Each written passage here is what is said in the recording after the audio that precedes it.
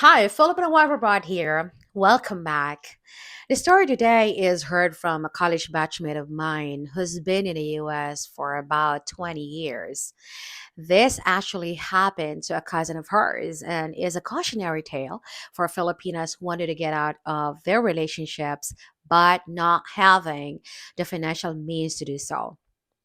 So the story begins like so many. A 40-year-old American working as a plumber here in the US met a beautiful 23-year-old Filipina on a dating app. The plumber visited this Filipina in the Philippines and rapidly fell in love. They agreed to get married, and the plumber filed for a K1 visa following that, which got approved in 2019. The Filipino traveled to the US and eventually married this plumber.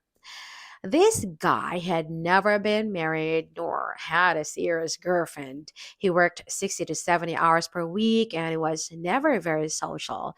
Unlike this Filipina, she's a party girl. She liked drinking, especially going to bars, which she never shared this with the plumber and made him believe that she wanted whatever he wanted. COVID soon hit, and the young Filipina was caught in a lockdown situation while her husband went off to work.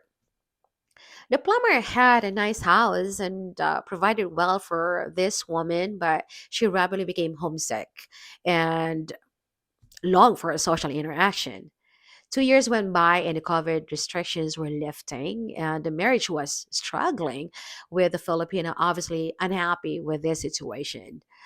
The plumber encouraged her to make friends and get a job while he hoped they'll soon start a family. Now, the Filipina began building a social network and realized she does not love the man. And she wanted to figure a way out that wouldn't leave her destitute. The husband could sense something was wrong.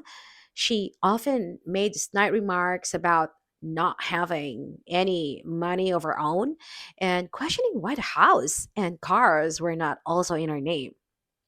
So the husband became paranoid and he wanted to know if she was just struggling to adjust, homesick, or was looking to get out of their marriage. Now, he discussed this situation with his friends, and one who had several failed marriages gave him an idea on how to test his Filipino wife.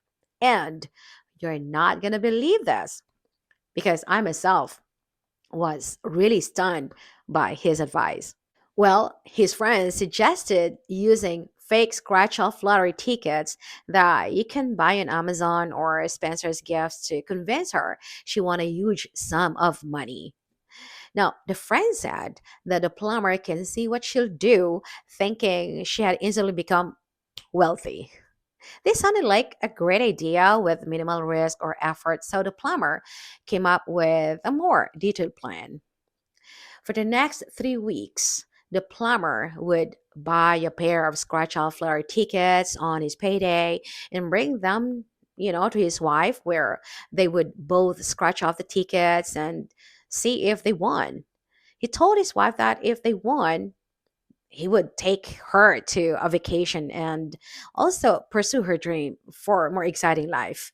He created a little routine where his wife would scratch off her ticket in a separate room while he is also scratching his tickets. And then they'd come together to tell each other if they'd win. He told her that he thought it was a cute way to bring a little excitement into their life each week. So this went on for 3 weeks, and the only thing they'd won was just $2.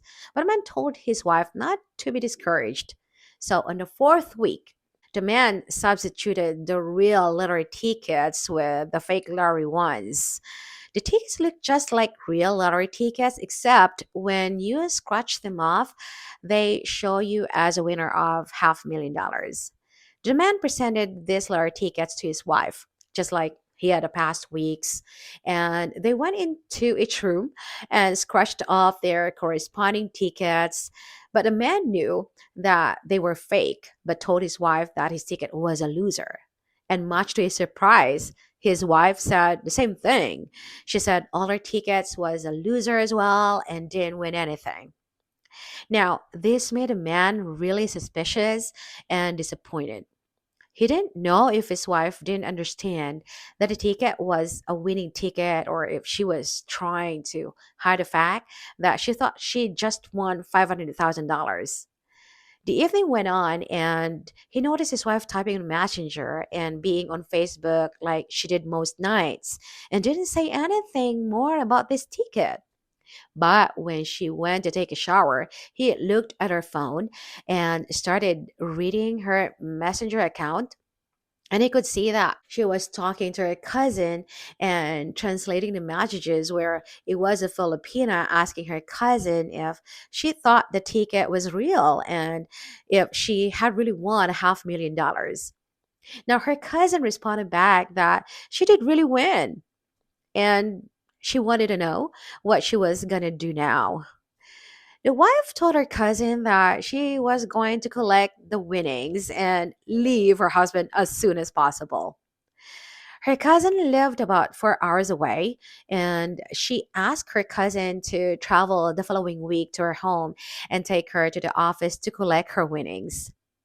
The plan was to pack her things up while her husband was at work, and when her cousin arrived, they would load her car with her things, go to the lottery office, take the cash, then travel to a hotel near her cousin's home where she could hide out for a few days while her husband looked for her. And she could also find a divorce attorney during this time. Now, the husband was devastated. He'd never been very good with women or relationships and hoped this Filipina was a girl of his dreams and the future mother of his kids. But instead, he found out that he was never really in love with him. And after making it to the US, she was just looking for an opportunity to escape this relationship. He went back to his friend, the one who originally advised about the fake ticket, and he asked for further help.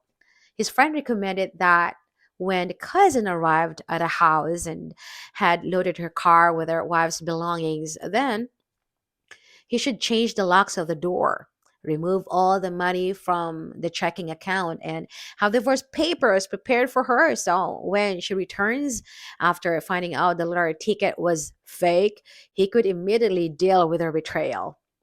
Now, the man got a lawyer and periodically reviewed her wife's phone to find out when the cousin and she had planned their escape. Now, the day arrived when the cousin was supposed to come by, and the man took the day off work and waited at the end of the street until he saw the cousin arrived and the luggage got loaded in the car, and then they left to go to the lottery office to collect the big prize. And the man quickly went into action and changed the locks of the house. He then collected anything else that belonged to the woman that she hadn't already packed and put it on a front porch. About 4 hours went by and he heard a car pulling up and looked out a window and he saw his wife coming up to the front door. The wife tried her key and wasn't successful opening the door. She then rang the doorbell and banged the door, calling for someone to let her in. The plumber opened the door, told her he wanted a divorce, and handed her the divorce papers. He then closed the door and listened to the Filipina demanding to talk and begging to open the door. And then she broke down, crying profusely and asking him to forgive her. The man held strong, and after an hour, the Filipina left with her cousin, and they have not any more communication since that day. All communications now go through the lawyers. Well, the Filipina stayed with her cousin for several months before returning back to the Philippines. Apparently, she simply would rather live single in the Philippines than married in the US. So, guys, this is a true story. It's a reflection of the drama that can be created when an American and a Filipina are never on the same page. Eventually, in many cases, unhappiness will overwhelm the Filipina and she will be opportunistic in exiting the relationship.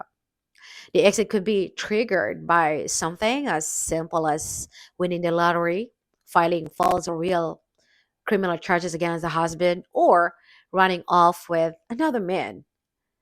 The most important thing for a couple to do is to keep open communication It's cliche, but it's very necessary and the best solution. If one of the two parties aren't happy, you can deal with the unhappiness or break up the marriage in a more amicable way. Or at least you can be civil, if not friendly, with one another after your separation. You don't want a scorched earth approach like what American did to the Filipina in our story today, but it was effective. That made me wonder now what happens if my husband buys this fake lottery ticket to test me. I'm afraid I'll become a gambler since I don't think $500,000 is enough. What do you think of an idea of testing your Filipinos love or loyalty for you? Will you also do that to your local women? Guys, it's a deal breaker for me. If my husband or fiance tests me, I won't trust him and leave him without a doubt. Hey, please remember to hit the like and subscribe buttons if you haven't already done so. And next week, I'll be back with another interesting story or video. Thank you for watching. Bye.